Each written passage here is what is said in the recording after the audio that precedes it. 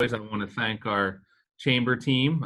Vicky, I see Vicky's hopping on right now, but led by Vicky Clark and Nina Rinaldi. We have a really great team over at the chamber. And as most of you know on the call, I believe that try and bring as much value as we can every day. And this is just another part of that. So we're super excited to have Ron Eidshaug on today. Ron is the VP of the U.S. Chamber's Congressional and Public Affairs Division. Ron, Nina, and I were chatting just before we all got on the call. And Ron's going to cover a variety of issues today for us, which I think a little added value. So we have the Main Street lending program that Ron's going to discuss. And admittedly, I'm not super familiar with that. So Ron will kind of enlighten us on that program.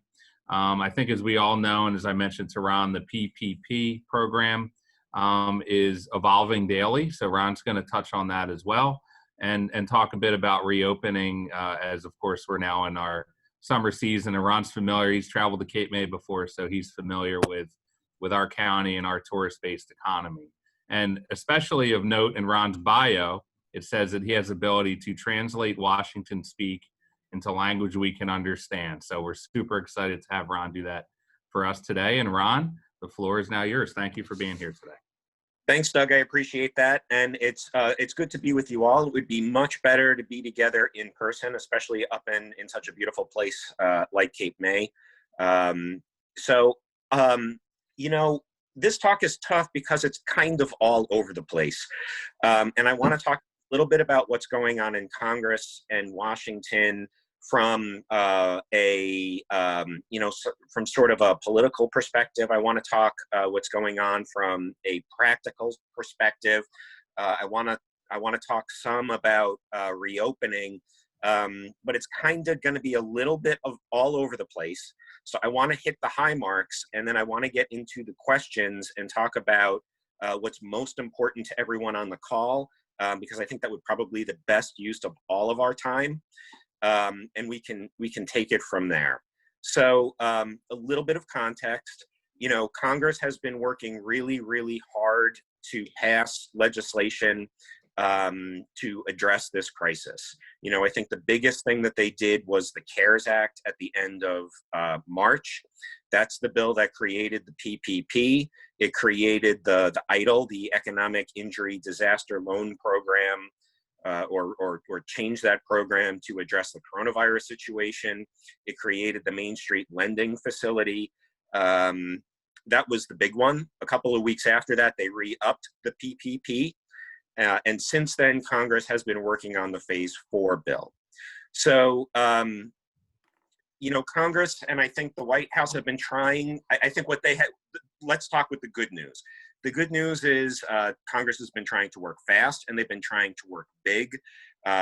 You know, the amount of money going into, in particular, the small business sector is you know, coming up on $1 trillion. It's a lot of money. And Congress has been working, and the administration has been working to address problems as they emerge. I think we have all been aware of a lot of frustrations with PPP and EIDL. Not always having answers, long queues, not understanding what the rules are, and the rules kind of changing pretty regularly. That has been a challenge. In the good news category, I think Congress has been trying to be responsive in all of this. Today, the Senate is going to take up their next phase of legislation. Last week, I guess it was last Thursday or Friday, the House passed their PPP bill to sort of change the program. Today, the Senate is going to pass their version. It's a little bit different than what the House passed. It's going to extend the period, so it's not going to be 8 weeks. I don't know what the final number is. I don't know if it's 16 or 24, but it's several more weeks. It should extend, you know, from instead of having covered eligible expenses up to the end of this month, it's going to be through the end of the year. I think also the 75% number in terms of payroll costs is going to be modified probably to something like a 60-40 split. So those changes are coming, and something close to the Senate bill is likely to get signed into law. It'll take a little bit more time. And then Congress is probably going to be on a bit of a pause to figure out what happens next. SBA and Treasury and the Fed have also been working very, very fast. A lot of the attention has been on the PPP program, but there is also the Main Street lending program that's out there. The interesting thing about the Main Street lending program out there is that it hasn't actually started yet. Just like the PPP program, there's been changes to guidance and things like that. But, and the last guidance came out from the Boston Fed on this program, I think the 22nd of May. So they continue to work on that, but we don't have a whole lot of answers. The Main Street lending program is for larger small businesses and medium-sized businesses. The size of the loans is much larger. Of the 3 facilities that are out there under that, the minimum loan size for one of the loans is $10 million, and for 2 of the other loans is $500,000. So the loans are much bigger. They're more complex. I think the application system for all of those loans is going to be a lot more complex. They're not forgivable. So we can get into some of the specifics on that if you're interested when we get into the questions and answers. But again, that program hasn't really officially been launched yet. That program probably is going to get launched in the next couple of weeks, but we've been saying that now for the past several weeks. The reason that the Main Street lending program really hasn't been launched is, the Treasury and the other agencies have really been in full-time mode on trying to deal with the PPP and sort of iron out some of the problems and address sort of the bottlenecks and get the loans and the money out the door. And so we can get into that in a little bit more in the Q&A session. And, we're also in the situation where businesses are starting to reopen. Dealing with businesses that are starting to reopen is extraordinarily challenging now because businesses are opening while we're waiting for answers from governments on what the rules of the road are. The plane is going down the runway and taking off into the air while we're still bolting on the wings. So when we talk about reopening, I kind of put these issues into a couple of different buckets. I call it the known knowns, the known unknowns, and the unknown unknowns. So the known knowns, we know that the government has done some stuff and we know how that's going to work out. That's the smallest bucket. The known unknowns, there's a lot of problems that we know that we need to solve, whether those are our businesses that we need the government to solve, whether that's, our county, the state, the federal government, and that those issues are being worked on. We have a big role in trying to figure out the answers to those issues, but we don't have those answers yet. We're on our way, but we don't have those answers yet. And then there's the unknown unknowns. This process is not going to be smooth. It's going to be bumpy. There's going to be problems that emerge. We don't know what those are yet. If we can be as smart and thoughtful collectively as the business community and working with governments, hopefully we can reduce some of that uncertainty. But, at the end of the day, some of that stuff, we're just not going to know what's going to happen. So let me get to that first bucket first, the known knowns. What do we know? Number one, pretty much everywhere in the country is starting to reopen. Back a couple of weeks ago, the White House had come out with some information and, this notion of phases and that we were going to go to phase 1 and then phase 2 and phase 3. And depending upon where you live, most governments have taken that up or some variation on that theme. But at this point, pretty much everywhere is in some sort of phase of reopening. Means different things in different places, but they're starting to reopen. What else do we know? The rules continue to evolve. There's lots of requirements, pretty much where everybody is, maintaining as much social distance as possible, masks, things like that. Schools remain closed, sports leagues remain shuttered, those kinds of things. So not a lot of big surprises there. then we jump into the known unknowns. What are some of those things that we need to be resolved? The biggest one that we've been hearing about, childcare. When are schools going to reopen? What's the deal with day camps? What's the deal with childcare centers? And this is a really difficult problem to solve, trying to get 3-year-olds to social distance and wash their hands for 20 seconds. I think we all know the challenges associated with that. But those kinds of issues are going to need to be dealt with. We don't have all of those answers yet, but we're working on them. Another big issue that we don't have answers on is liability. I'm really, really surprised the degree to which people are worried about liability. You know, at the U.S. Chamber, you always know that we're talking about liability and the trial lawyers and suing us and putting us out of business.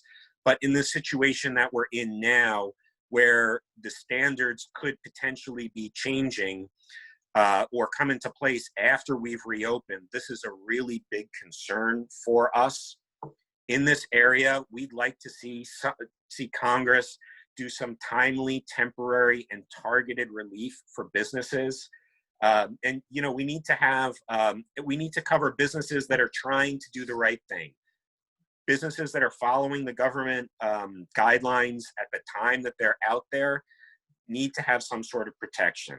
Healthcare providers, healthcare facilities need some sort of protection. Manufacturers that you know, last week were distillers or last month were distillers and now are making PPE or now making sanitizer, they need some sort of protection. Companies that donated their supplies of PPE to healthcare workers need some sort of liability protection. You know, there's a lot of places that had some masks because you needed them for the production floor or something like that, and they sent them to hospitals or nursing homes. They need some protection. And then, you know, on the other end of the spectrum, you know, public companies need some protection from, you know, lawsuits. Well, you didn't tell us the stock price could drop because of a pandemic. We probably need some sort of protection there. So, you know, the Chamber has been in the business of fighting the legal reform fight for a long time. You know, for us, this fight is a little bit different. We're not trying to solve all the legal reform problems that are out there.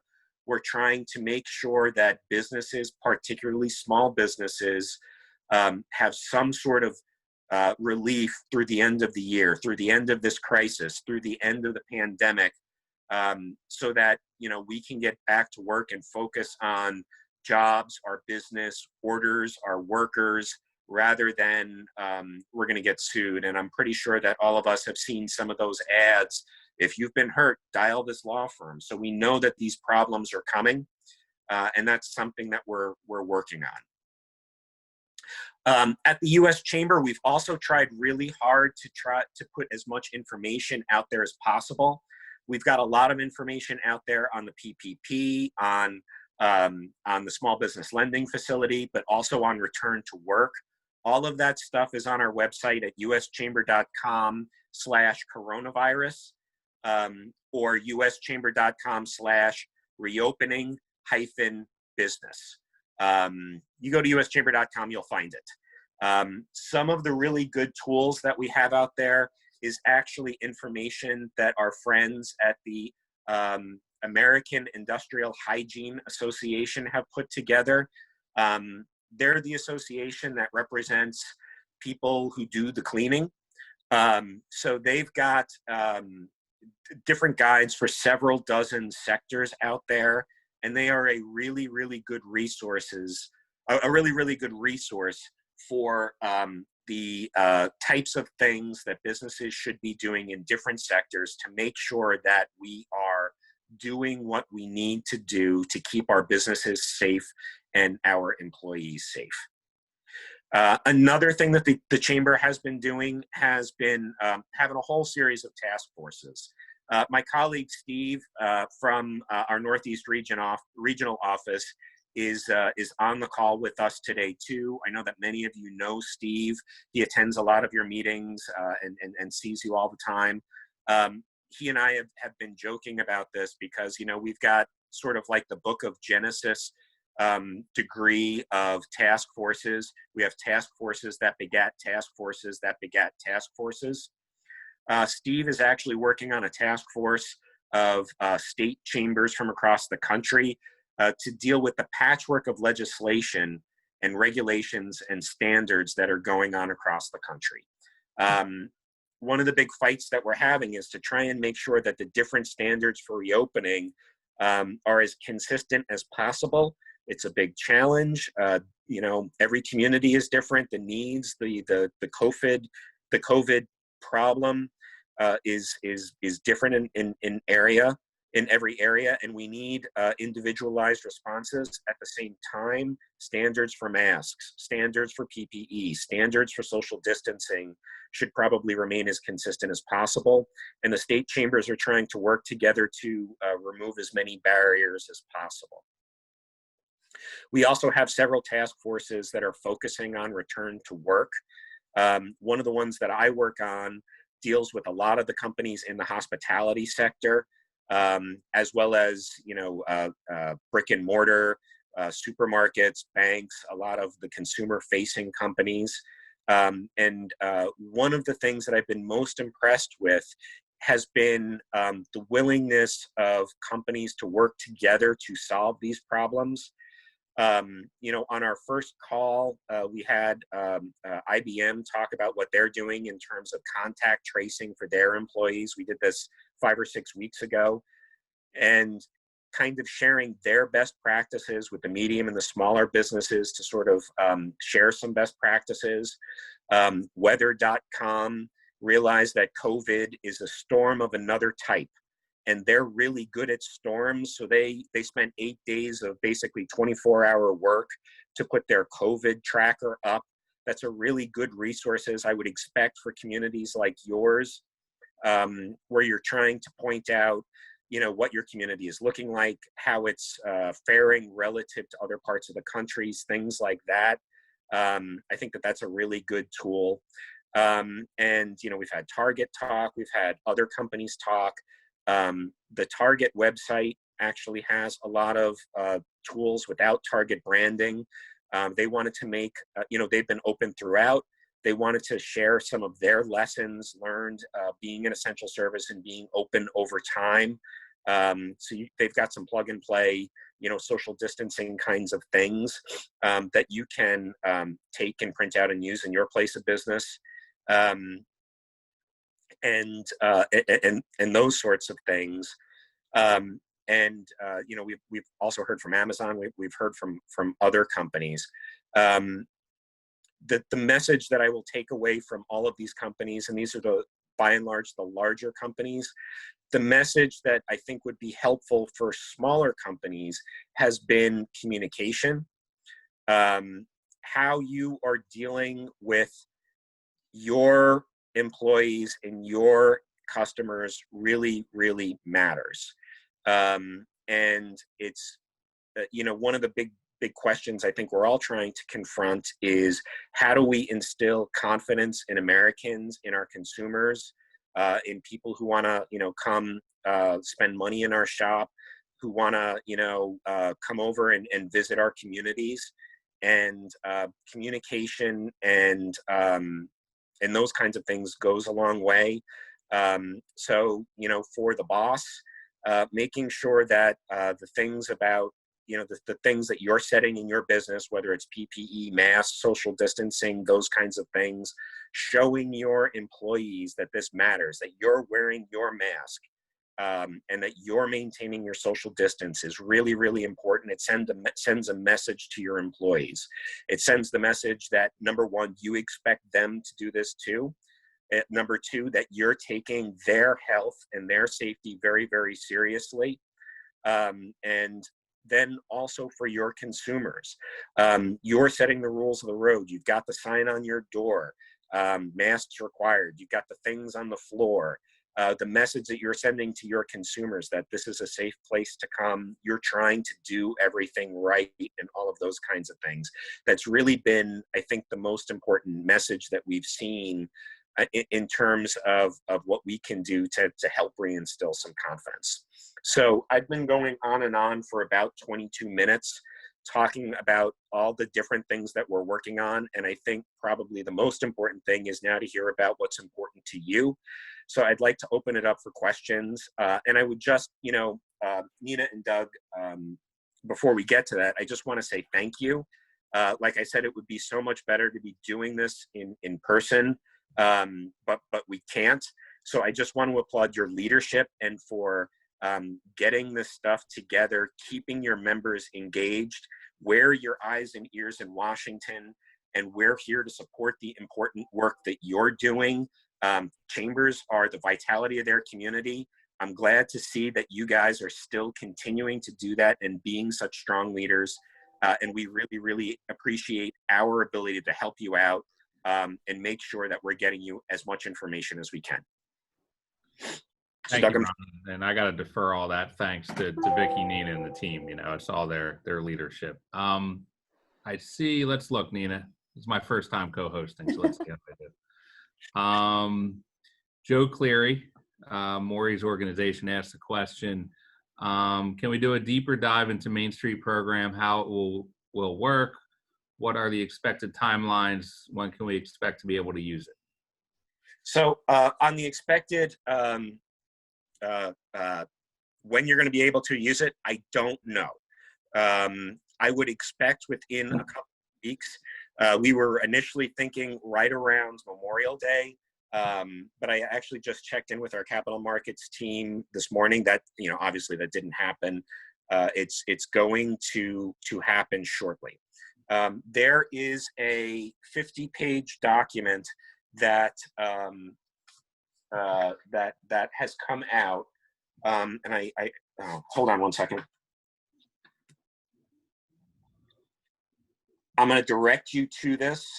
It is on the www.bostonfed.org, and it's the Main Street Lending Program Frequently Asked Program. Check that document out. It's 56 pages long, and it goes through all of the requirements and everything that's out there.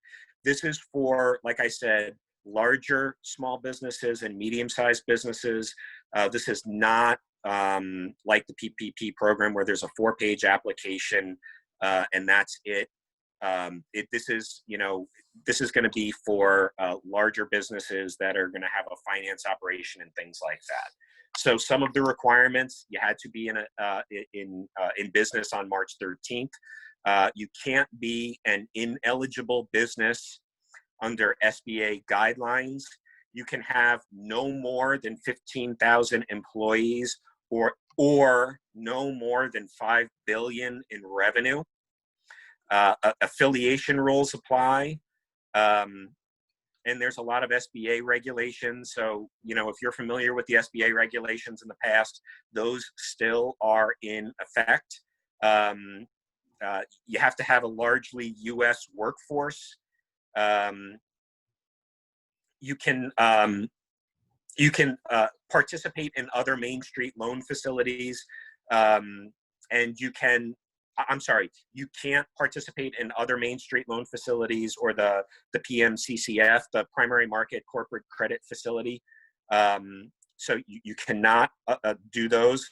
How do you apply? You're going to be going through, your FDIC lenders. That's where you're going to do this. The FDIC is working on expanding eligibility there, but largely you're going to be going through your bank for this. There's 3 different program options, and essentially you've got the Main Street new loans, you've got the Main Street priority loans, and the Main Street expanded loans. I don't think I'm going to go into all the differences between these programs, but the difference is the amount of money that's going to be lent under these programs and the amount of risk that the lenders maintain. So the PPP is 100% backed by the U.S. government. Here, banks retain some stake in the loans. The rate on the loans is LIBOR plus 3. There's public reporting requirements for all of these loans. There's some requirements on other outstanding loans, things like that. But it's a much more complicated process than the PPP loan. Like with the PPP loan, however, the best thing that you could do would be to talk to your banker about these kinds of things. Like I said, these programs are still coming together. All of the answers aren't out there yet. I think in May, the guidance on what these programs were going to look like changed 2 or 3 times. I know PPP has changed even more than that. So the program continues to change. The big requirement does remain the same as with PPP, where the expectation on the Main Street lending facilities is that a lot of that money is going to be used for payroll and not for payroll, but for employee retention purposes. So that's payroll, it's other things. But a big chunk of that money is going to be used there. So I know that yeah, a lot of answers. Absolutely. Now, and can I also ask, this is my question on the PPP. So you sounded at the top of the call somewhat confident that, because like I mentioned, for us, we have about 10 days to go on the initial 8 weeks. So would you say you seem confident that that'll be extended, whether it's 16 or 24, but something will get done? Yes, I expect so. So number one, Congress, PPP has problems. It's not a great program. But what was Congress trying to do? They were trying to figure out a way to shovel out a lot of money very, very quickly. And the idea for PPP and the CARES Act really came together within about 10 days. So Congress was working really, really fast. Are there unintended consequences? Is there the problem with some minimum wage workers make more money on unemployment than actually coming back to work? Yeah, there are some problems out there, but Congress has been working hard to address them. So the House and the Senate have a couple of different flavors on how to fix PPP, but over the last couple of weeks, they've been working to try and fix this problem. So we talked about how the House passed their bill, the Senate's going to pass their bill today. What that description sort of short circuits is that there was a lot of negotiation between the House and the Senate on what that House bill was going to look like before it passed last week. Looking at the House bill over the weekend and things like that, there's some problems with how you would actually implement the House bill. So the Senate is working on some of those problems and trying to fix that and what they're going to pass, hopefully today. We expect that that bill is hopefully going to pass by unanimous consent. That would be a good thing. And then does the House then pass that bill? Or do they make some further changes and then the Senate acts again and that goes on to the president? I'm not entirely sure. But what I do expect is that sometime over the next couple of weeks, and certainly by the end of the month, that there will be some fixes to this program, particularly on the time side and also on the 75% side. I don't know exactly 100% what that resolution is, but it's going to be longer time, and that 75% is going to get changed. Why do I say that? The crisis has lasted a lot longer. That 8 weeks is not relevant anymore. Republicans, Democrats, House, Senate, everybody agrees on that. And the 75% has become a really, really big sticking point that has been a big challenge for a lot of businesses. And I think everybody wants to resolve at least those two things. And Ron, a good question on top of that. Hold on. Dawn just asked, for a small business owner that were told to close their doors, will they be given additional relief, maybe tax relief, et cetera? Can we change the start date of the PPP program? I guess the question would be, do you see any additional relief for obviously some states were much harder affected than others, like New Jersey for us.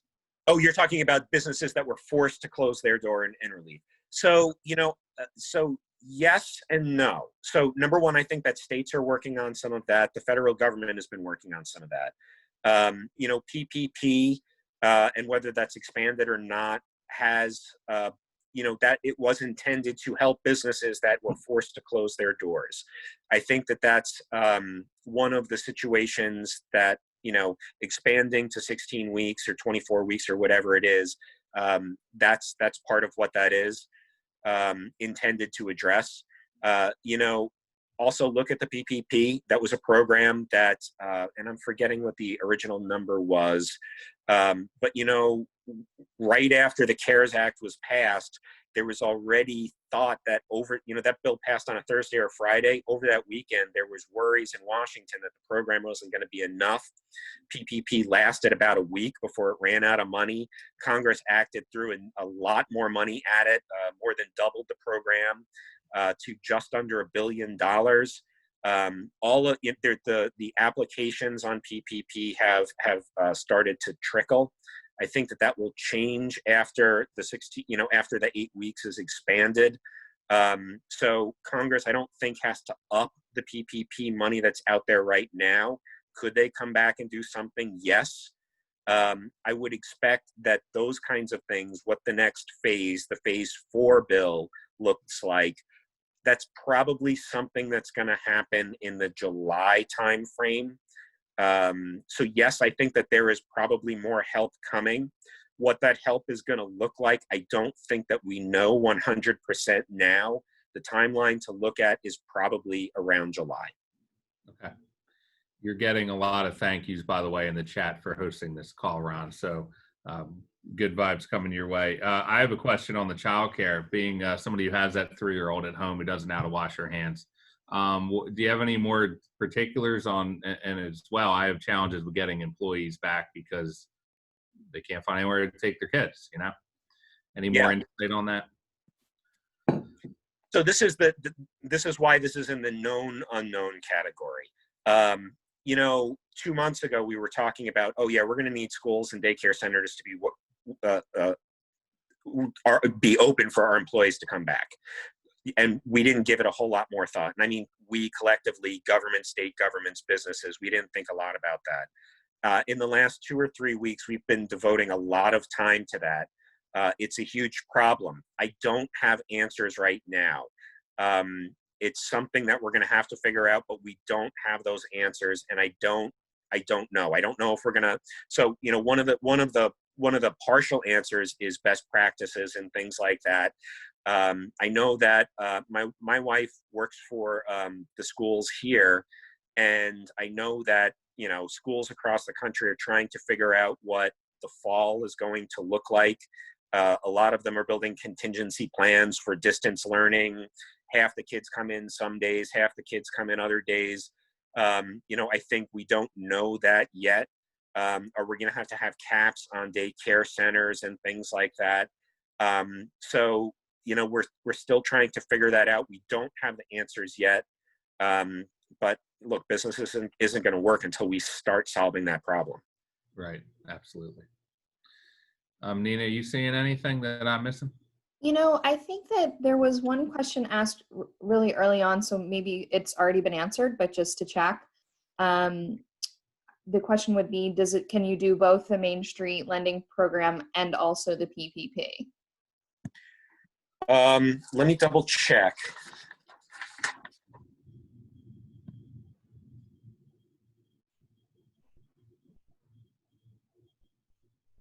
So yes, you can, but they're completely different animals.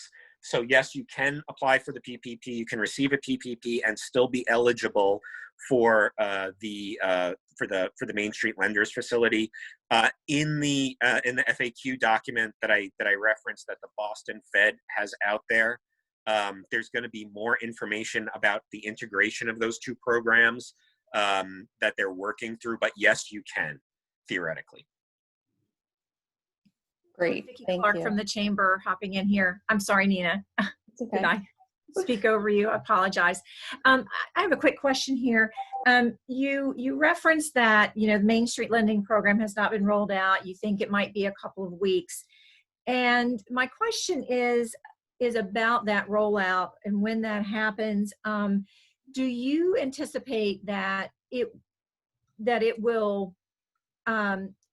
that everything will stay the same once it is rolled out? What we've seen with PPP is that there have been a lot of changes in the program from the first rollout to the second and the third. And here in Cape May County, with a lot of seasonal businesses, that's truly been to their disadvantage.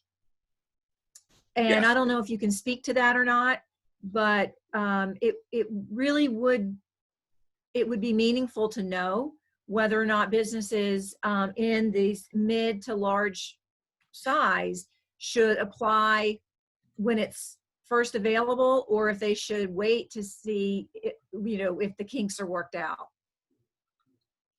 Yeah, and I was just looking at my notes here because on the PPP, that's one of the big problems that's out there. On the PPP, the interim final guidance has been updated 15 times, and the FAQ document that really is actually, it's a really good document, but it's been changed 16 times and growing. And this information since last week, so I don't know if it's been changed again. I think one of the issues with the Main Street lending facility and why it's taken longer than we expected is to address some of those concerns.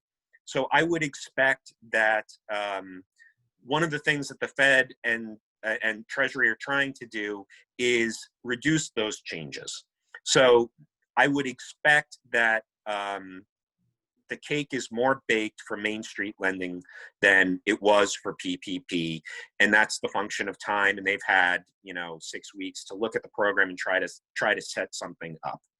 I think also, if you look at the kinds of businesses that are targeted for PPP and targeted for Main Street lending, the types of businesses are much more sophisticated and, dealing with things like EBITDA and stuff like that. They are much more sophisticated products.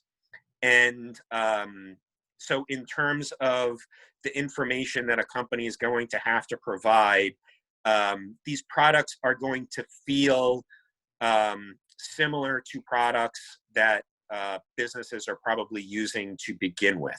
So, PPP was brand new and was kind of a blank slate. I think the Main Street lending facility stuff, they have better analogs on what came out of 2008 and some of the other tools that are out there. So I think that there's going to be fewer changes. Number one, because they took more time. Number two, because the products are going to be a little bit more familiar. But I can't guarantee that there aren't going to be changes, as the situation advances and goes forth. Also looking at the PPP side, I don't know that I would make a run to the bank, but I don't know that I would necessarily wait for the third iteration of this. The joke about Apple products, you wait for the fourth iteration of the iPhone or the Apple Watch because they finally get it right. I don't know that I would wait for the fourth iteration of the small business lending facility, of the Main Street lending facility either. So how's that a good way for not answering the question? How about another question that there's no answer to? You mentioned the liability protection, and that's something that obviously we're greatly concerned about. We try and do everything you can with the spacing, the sanitizers, the masks, like you said, you got to lead by example. But what do you foresee, like what's being discussed to protect businesses from a liability standpoint? So we've had good traction on this issue.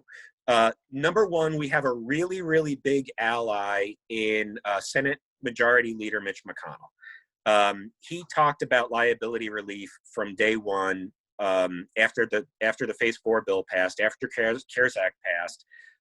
One of his big priorities is making sure that there's some sort of liability protection in this next phase. That's a big help, and sort of their ground floor for negotiation. The administration has talked about that too. I think that there is a significant consensus among Republicans and Democrats that there needs to be something related to liability relief going forward. So that's all the good news. Unfortunately, liability is a hugely complicated issue. There's so many different things and there's so many different factors there. And then, like I said, U.S. Chamber has been fighting on the liability side, for more than 20 years. So there's a lot of history with this issue too. And just as much as we would like to see as much liability protection as possible in there to address this crisis, the other side is pushing to have as weak liability protection because they see a big payday there. So there's going to be a push in there. So I don't know how it's going to work out. I would expect that there is going to be some liability protection in there. We've got a suite of ideas that we're working on and trying to deal with this. Our priority, as I said, is timely, temporary, and targeted. We're not trying to solve all the legal reform issues that are out there right now in this one bill. We want to see businesses, in particular small businesses, have some certainty getting through this crisis. That's our priority. So we're feeling confident. If you look at the polling data, this issue polls very well, and we know it's a huge concern throughout the business community. So we're feeling confident that we're going to be able to get to a good place, but it's going to take some time to get there. Okay. One more unfair question for me, as far as obviously we're a tourist-based economy here, and it's state-specific, but from a reopening standpoint, does the Chamber have any opinion on what this summer season will look like? I mean, for us, Memorial Day was largely quiet, obviously, and the weekends that continue to go by, we lose more and more opportunity for our small local businesses. So I don't think I can answer that question directly, but our economist has been talking about. So let me answer this from what our economist has been talking about, and basically has different variations on I don't know, and I don't have his presentation in front of me, so I don't remember all the letters that he used. But what's this economy going to be? At first you were thinking it was going to be a V-shaped recovery where we have a big hit and then we come right back. Probably not like that. Then the Nike swish goes down and then it comes back more gradually. That's still one of the things that's on the table. Are we going to have a W recovery where it goes down, it comes back, but then there's another hit, it goes down and then it comes back? There's a lot of different variations out there. I think what the good news is that we're hoping that the third quarter numbers end up being better than the second quarter. The second quarter numbers were terrible. There appears to be a lot of pent-up demand in many sectors. And so do we see a bit of a rebound in some of those sectors because of that? Can that sustain throughout the rest of the year? So I don't know. There's certainly a lot of gloomy news out there. Not all of the news is gloomy, but I don't want to give anyone the impression that happy days are here again. So it's something that we're going to continue to look at. I would expect as we get closer into the summer, we'll know. But are the hotels going to be full in July and August? I just don't know that. I think from the best that we can do is sort of I think the thing that we're all struggling with, making sure that we have safe places for our employees and for our customers. One of the lessons that I took from what companies like Target were talking about was, it's not safety theater, but how you present yourself really matters. Wearing the mask is really important, not just because it's protecting you and protecting your coworkers and colleagues. It's the message that you're sending to your customers that we're taking the situation very, very seriously. So I think that that's really important. And it's something that particularly, I think in your sector, you're going to have to, really internalize. The other side of that coin is the degree to which businesses across the country have internalized this kind of thing is really something that's rewarding for, me as a business lobbyist in Washington to see, small businesses, medium-sized businesses, big businesses all pulling together and trying to confront these issues and doing it in sort of a selfless way. You know, this is not necessarily helping my bottom line, but I still feel the patriotic and civic need to share these lessons with my colleagues in the business community. I think that's really important. Yeah, absolutely. Thank you. Nina, am I missing any additional questions? So I have one participant here that has not raised his hand, but has, you know, given us a little checkbox yes. So I'm wondering if that person has a question. I'll go ahead and try to unmute them and see if they do. If not, we'll just move along. James, if you're with us and you care to ask a question, I've gone ahead and let you unmute your yourself on Zoom. So we'll just give James Franklin about, you know, maybe 10 more seconds, see if he wanted to come on and ask us a question. Yes, thank you. I did send it. The name of the organization that represents the cleaning service companies that published reopening guidelines, I didn't catch the name, and is there a web link to that? Yes, it is the American Industrial Hygiene Association, and their website is backtoworksafely.org. So backtoworksafely.org. And it's really good stuff. Thank you. Thank you.